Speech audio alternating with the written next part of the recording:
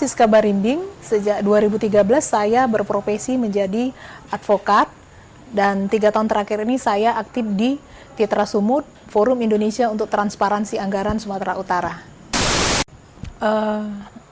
Kenapa saya memilih profesi menjadi advokat? Karena rasa itu sebenarnya muncul sejak saya kuliah. Saya kuliah di Fakultas Hukum USU.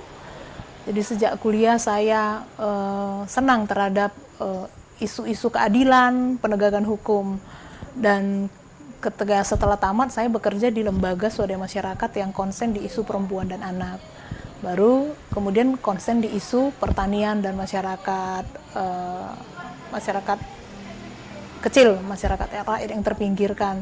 Nah, ketika bekerja di lembaga swadaya masyarakat, kita berjaringan juga dengan beberapa lembaga bantuan hukum, kita menemukan ada begitu banyak persoalan-persoalan yang dihadapi perempuan, mahasiswa, buruh, petani yang berhadapan dengan masalah hukum. Namun ternyata sedikit sekali advokat atau lembaga-lembaga yang mau mendampingi, melakukan pembelaan karena keterbatasan sumber daya manusianya juga mungkin. Nah, dari situ saya tergerak kembali akan cita-cita saya ketika masih kuliah dulu, bahwa saya ingin menjadi penegak hukum, membantu mereka yang terpinggirkan dari hukum, membantu mereka yang tidak punya akses terhadap keadilan, terhadap bantuan hukum. Dan akhirnya saya memilih profesi menjadi advokat. Ada banyak perkara sebenarnya yang datang, tapi terus terang saja saya sebagai pengacara ini atau advokat, saya orang yang termasuk pengacara yang termasuk memilih perkara karena saya konsen di isu perempuan, di isu anak, di isu masyarakat sipil, maka lebih banyak perkara-perkara yang muncul yaitu persoalan perempuan yang mengalami kekerasan dalam rumah tangga, persoalan anak-anak yang mengalami kekerasan. Terus juga petani yang tergusur dari tanahnya, petani orang-orang yang dikriminalisasi, buruh yang tidak mendapatkan hak-haknya, mahasiswa yang berhadapan dengan hukum karena proses-proses kasus kriminalisasi. Ya, di samping itu juga ada perkara-perkara perdata yang lainnya juga saya tangani, tapi saya konsen di di perkara-perkara yang saya sebutkan tadi itu. Karena saya juga masih aktif ya di lembaga swadaya masyarakat ya, tidak semua memang perkara-perkara yang saya tanganin itu berbayar. Namun ada yang berbayar, karena saya juga melihat siapa sih klien saya gitu.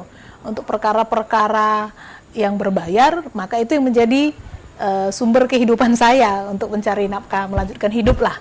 Tetapi untuk perkara-perkara yang dihadapi oleh mahasiswa, petani, juga perempuan yang berhadapan dengan hukum, anak yang mengalami kekerasan, itu tidak berbayar. Selama menjalani profesi sebagai advokat, saya ada satu perkara ya, ada banyak perkara sebenarnya yang sudah saya tangani untuk perkara perempuan dan anak-anak dan petani, namun ada satu perkara yang sampai sekarang masih membekas di hati dan pikiran saya. Nah, itu tahun 2017 atau 2016 tepatnya, ya sekitar 2016 ada perkara yang datang ke kami yaitu kekerasan seksual terhadap anak. Jadi anak ini korban masih berusia 15 tahun, tiba-tiba tanpa diketahui orang tuanya dia bunuh diri. Tapi dengan meminum racun. Sebelum akhirnya dia meninggal 2-3 hari kemudian, dia menyampaikan pesan kepada orang tuanya bahwa ada orang yang melakukan pencabulan kepadanya, orang dewasa. Dia sebutkan nama pada saat itu. Nah, setelah dia dikubur, orang tuanya dengan masih berurai air mata, dengan putus asa datang kepada kami waktu itu, minta agar dibantu untuk proses pelaporan polisinya. Dia ceritakan kronologisnya. Ya, memang di awal juga kita berpikir bahwa ini kasus pasti akan sulit untuk terungkap karena korban sudah meninggal gitu. Apalagi waktu itu dia sudah dikubur selama 1 minggu. Namun kita lihat bahwa keadilan harus ditegakkan, fakta harus diungkapkan. Orang tua petani kurang mampu, tidak punya akses terhadap hukum. Lalu kita bantu pada saat itu sangat berat sekali karena ketika pelaporan itu aja kita sampai mana dulu nih, ketika kita ngelapor di Polda, Polda minta langsung ngelapor di Polres, akhirnya dengan segala upaya Polres menerima karena korban sudah meninggal. Ini kasus yang payah akan terungkap karena korban tidak bisa bersaksi lagi, tapi sudah meninggal dia. Terus akhirnya dengan segala upaya yang kita lakukan, akhirnya PPA Polres Deli Serdang pada saat itu menerima perkara ini dan langsung dilakukan otopsi. Otopsi padahal dia sudah 2 minggu dikubur. Nah, fakta hasil ke otopsi itu bahkan juga lebih mengerikan. Ternyata tidak hanya pencabulan yang dialaminya, rupanya pencabulan yang dialaminya tuh cukup mengerikan hasil forensiknya. Saat itu saya juga ikut serta masuk ke dalam waktu proses forensiknya dilakukan. Situlah pertama kali saya melihat bagaimana proses pemeriksaan forensik untuk mayat. Nah, hasilnya boleh nggak diungkapkan hasilnya nih ya? Hasilnya itu ternyata dia mengalami sodomi. Jadi ada ditemukan lubang di anusnya itu cukup dalam. Itu menurut keterangan dokternya itu sudah dilakukan berkali-kali terhadapnya. Mungkin itu yang menyebabkan dia akhirnya putus asa, merasa trauma dan terhina, akhirnya memilih jalan untuk meminum racun. Nah, dari hasil itu akhirnya kita masuk ke proses akhirnya berhasil di kepolisian kita kawal agar perkara itu P21 dengan segala macam upaya juga, orang tuanya juga bersama kepolisian, bersama kita menangkap korban, menangkap tersangka, menangkap pelaku. Dan ketika masuk proses persidangan, dengan persidangan juga yang penuh tantangan ya, gitu. Karena ini kan di di Namorambe. Ini di Namorambe, dia cukup jauh jaraknya, sidangnya di Pengadilan Negeri Pakam, saksi-saksi dipanggil, terus juga orang tuanya juga dengan segala keterbatasan anggaran yang dia punya, uang yang dia punya, dia harus menghadirkan saksi-saksi. Belum lagi juga ternyata banyak orang yang nggak mau jadi saksi. Ketika itu kita paling susah mencari saksi, takut. Semua tahu faktanya, semua tahu bahwa si tersangka ini adalah pelaku. Tersangka ini sudah terkenal bagaimana perilakunya di lingkungan masyarakat itu, tapi tidak ada yang berani bersaksi. Ini tantangan di masyarakat yang saya lihat, wah, kenapa? Mereka tahu semua ada kejahatan gitu, tapi tidak ada yang berani, takut direpotkan, ada yang tidak takut diserang. Tapi tahu. Ketika saya tanya, ibu kenapa nggak mau? Memang betul dia pernah melakukan perbuatan ini. Pernah, kami bahkan pernah mengalaminya sendiri. Kenapa tidak mau bersaksi? Takut aku, nanti kami diserang. Takut aku nanti kami repot, dibawa-bawa ke kantor polisi, dibawa-bawa ke pengadilan untuk bersaksi. Jadi akhirnya kita sulit mengungkapkannya, sampai kami tuh bahkan berkali-kali membujuk orang-orang yang punya kompetensi untuk saksi, karena dia mendengar ada beberapa kejadian yang terhubung dengan perkara tersebut. Dengan segala upaya akhirnya kita bisa meminta kesediaan mereka untuk menjadi saksi. Nah, setelah mereka bersidang, mereka hadir, ternyata putusan pengadilannya yang membuat kita terkejut ya, membuat kita bukannya terkejut, marah. Pada saat itu saya marah, saya sangat marah pada saat itu karena hakim membebaskan terdakwa dengan alasan bahwa korban tidak pernah didengar keterangannya. Gitu ya, korban sudah meninggal gitu, bagaimana didengar keterangannya gitu. Dengan pertimbangannya itu ya, menurut saya juga pertimbangan yang tidak berpihak kepada korban gitu. Dan yang paling menyedihkan menurut saya dan kawan-kawan juga yang ikut membantu perkara ini, dia majelis hakim semua perempuan gitu. Saya wow gitu, bahkan tiga-tiganya sepakat, tidak ada dissenting opinion, tidak ada punya pendapat berbeda melihat perkara ini. Tuntutan jaksa sebenarnya sudah cukup tinggi ya, gitu, sudah cukup tinggi. Itu kemarin tuntutannya 12 tahun penjara kalau nggak salah, kan udah lama perkara, saya harus buka-buka lagi nih berkasnya. saya bukan cukup ya, ketika itu saya marah sekali bersama teman-teman yang ada juga yang membantu seperti Kak Ruri, Kak Renta, Kak Teti, almarhum Kak Teti. Kita kan bantu mengawal perkara ini mulai dari kepolisian sampai ke pengadilan. Kita sangat marah sekali. Ini tidak adil gitu loh. Ini tidak adil. Kenapa korban apa yang dialami korban tidak menjadi pertimbangan? Apa yang dialami korban bahkan membebaskan, itu bahkan membuat saya trauma ya. Saya cukup lama untuk memulihkan diri karena itu. Karena saya trauma, saya juga harus dipulihkan. Saya cukup lama untuk bisa bangkit kembali, menerima ketidakadilan ini. Tapi akhirnya kan kita tetap mendorong jaksa untuk kasasi, dan memang jaksa kan wajib kasasi kalau dibebaskan. Tapi sampai sekarang saya nggak tahu bagaimana lagi perkaranya ini. Itu karena saya beberapa kali menghubungin jaksanya juga ternyata belum keluar putusannya, sementara si terdakwa yang dibebaskan ini sudah tidak di kampung lagi. Situ dibebas dia langsung melarikan diri, tidak tahu di mana. Tapi saya bisa membayangkan akan ada berapa banyak lagi korban nanti yang akan disebabkan oleh si pelaku ini, gitu. Hukum belum berpihak kepada korban kekerasan.